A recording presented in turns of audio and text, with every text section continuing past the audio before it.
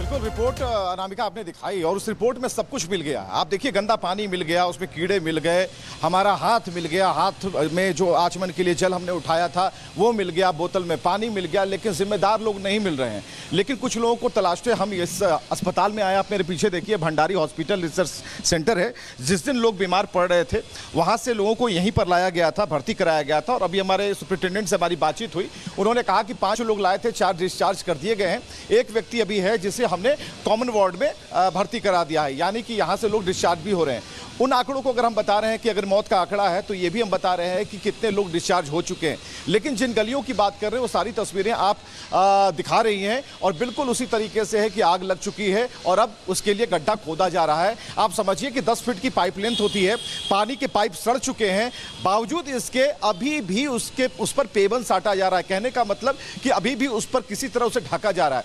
सवाल इस बात को लेकर के है कि जो अभी रिपोर्ट की बात की जा रही है उसमें बैक्टीरिया भी मिल चुके हैं। 4 तरीके के बैक्टीरिया हैं और उसमें जो सबसे घातक है वो हैजा फैलाने वाली बड़ी बीमारी का बैक्टीरिया पाया गया। आप समझ सकते हैं कि यहां पर रिपोर्ट आ चुकी है, लेकिन अभी जो सरकार है, उनके नुमाइंदे हैं, मंत्री हैं, विधायक हैं, पार्षद हैं, वो सभी कंफ्यूज हैं। तो ऐसे कंफ्यूज स्थिति में आपको कहां से लगता है कि कोई सही डेटा देगा? कोई 4 बोलेगा, कोई 10 बोलेगा, कोई 8 बोलेगा। लेकिन हम उन परिवारों तक गए, हम उन परिवारों तक जाकर हमने पूछने की कोशिश की कि क्या हुआ। और सबसे बड़ी बात कि 6 महीने का बच्चा मरा है, उसके पिता को देखकर ही हमें नहीं लगा कि उनसे हमें कुछ सवाल भी पूछना चाहिए, क्योंकि वो भरभरा रहे थे। आप समझिए कि बहुत मिन्नतों के बाद 10 साल बाद उनके घर में बेटा पैदा हुआ था, अब उसकी मौत हो चुकी है। पूरा मोहल्ला सुनसान है, सिर्फ आवाजें आ रही हैं जहां पर मिट्टियों को खोदा जा रहा है। लापरवाही से किसी ने अपने बच्चे को खोया, किसी ने मां को, तो किसी ने परिवार के सदस्य को। लेकिन प्रशासन इस पर कुछ बोलने को तैयार नहीं है, सिर्फ लीपापोती की जा रही है। धन्यवाद विवेक आपका इस तमाम जानकारी के लिए। लेकिन अब आपको यह बता देते हैं कि आखिर इस जहरीले पानी में मिला क्या है जिससे लोगों की मौतें हुई हैं। फीकल मिला है, इसमें कॉलीफॉर्म बैक्टीरिया की पुष्टि हुई है। इसके अलावा ई कोलाई बैक्टीरिया भी इस पानी में पाया गया है। क्लेस्बेला विब्रियो कैलोरी बैक्टीरिया है। इन बैक्टीरिया से उल्टी दस्त का खतरा बढ़ जाता है, लेकिन इसके बाद भी पानी की जांच किए बिना गंदा पानी लोगों तक सप्लाई किया गया। विब्रियो कैलोरी से हैजा की बीमारी होती है और अब तक 80 पानी के सैंपल की जांच हो चुकी है, जिसमें ये तमाम केमिकल पाए गए हैं, बैक्टीरिया पाए गए हैं। लेकिन उसके बाद भी अभी तक जिम्मेदारी तय नहीं हुई है। क्या फैक्ट्रीज का पानी सप्लाई किया जा रहा था? क्या नाले का पानी सप्लाई किया जा रहा था? बिना गुणवत्ता का पानी सप्लाई किया जा रहा था? क्योंकि इन इलाकों में मौत के बाद अब कई सवाल उठ रहे हैं। रिपोर्ट आपको दिखाते हैं।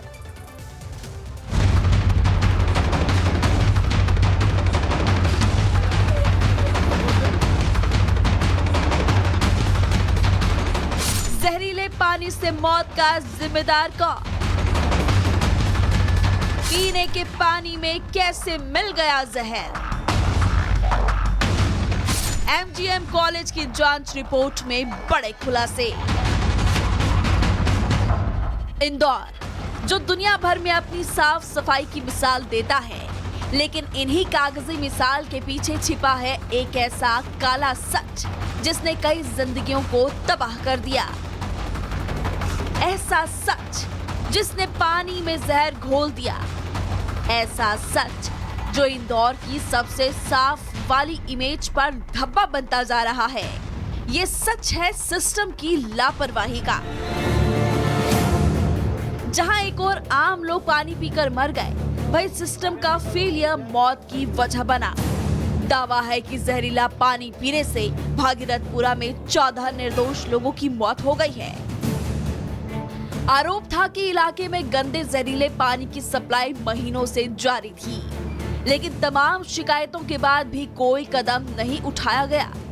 जब एक के बाद एक लाशें अस्पताल से बाहर आई, तब जाकर सिस्टम थोड़ा सा जागा। इन मौतों की जिम्मेदारी तय करने के लिए पानी के सैंपल्स को जांच के लिए भेजा गया था।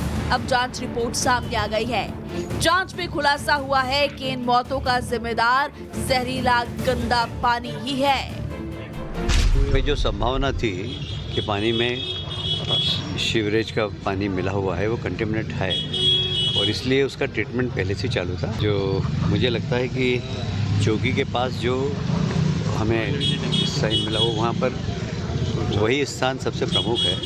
बाकी भी हम 100% चेक करेंगे। कम से कम इसमें 8-10 दिन लगेंगे पूरे कॉलोनी को। पूरा की पूरा माइक्रो चेकिंग के लिए। एमजीएम मेडिकल कॉलेज की लैब में पानी के नमूनों की जांच हुई। स्वास्थ्य विभाग को मिली कल्चर रिपोर्ट में दूषित पानी की पुष्टि हुई है। पानी में जहरीले जानलेवा बैक्टीरिया मिले, जो आमतौर पर सीवर के पानी में मिलते हैं, जो लोगों की जान भी ले सकते हैं। भागीरथपुरा में नर्मदा लाइन से सप्लाई हो रही है। पानी की रिपोर्ट में खुलासा हुआ है कि सैंपल में फीकल कॉलीफॉर्म, ई कोलाई और क्लेब्सिला जैसे बैक्टीरियाज है। इन्हीं से उल्टी और दस्त का खतरा होता है। जानकारी के मुताबिक कुछ सैंपल्स में विब्रियो कोलेरी जैसे तत्व मिले हैं, जो हैजा की बीमारी में पाए जाते हैं। अभी तक 80 सैंपल की जांच कराई गई है, जिसमें कुछ की रिपोर्ट आ गई है। जानकारी के मुताबिक विस्तार से लैब रिपोर्ट आने में 1 से 2 दिन लग सकते हैं। सरकार का कहना है कि अब इलाके में पानी की जांच होगी। ये देखा जाएगा कि पानी में सीवरेज कहां-कहां मिल रही है, और इस काम में सरकार को 8 से 10 दिन लगेंगे। लेकिन भागीरथपुरा में लोग कैसी जिंदगी जी रहे हैं, पहले वो हम आपको दिखाते हैं। रात को ये पाइप यहाँ पर बनाई गई थी। 2 पाइप यहाँ से बिल्कुल डिस्कनेक्ट सी थी। एक काली वाली जो पाइप है, मोटी पाइप, जो सप्लाई चेन है, इसको टाइट किया गया। लेकिन अभी जो लोग अभी सुबह आए हैं, यहाँ पर अभी फिर से लीकेज है। ज़रा जूम करके देखना वहाँ पे, और वहाँ पर जहाँ ज्वाइंट है वहाँ से लगातार पानी रिस रहा है। यानी कि आसपास के जो पानी है, जो भी बैक्टीरिया होंगे, चाहे जो भी चीज़ें, वो इस पानी में आके मिलेंगे, जो मेन सप्लाई पाइप है। और ये लगातार लगभग आधे घंटे से कोशिश कर रहे हैं ताकि इसको टाइट कर सकें। इंदौर अपनी सफाई पर गर्व करता है, लेकिन भागीरथपुरा में सफाई के तमगे तब खोखले साबित हो गए जब नलों से पानी नहीं जहर बहा और प्रशासन चुप रहा।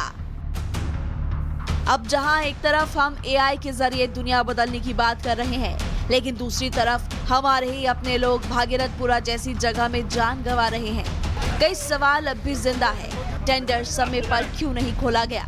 लीकेज समय रहते क्यों ठीक नहीं की गई? लोगों की शिकायतों को क्यों अनसुना किया गया? और सिस्टम तब क्यों जागा जब लाशें आने लगी? लेकिन जवाब बाकी है। Bureau report, Republic Bharat.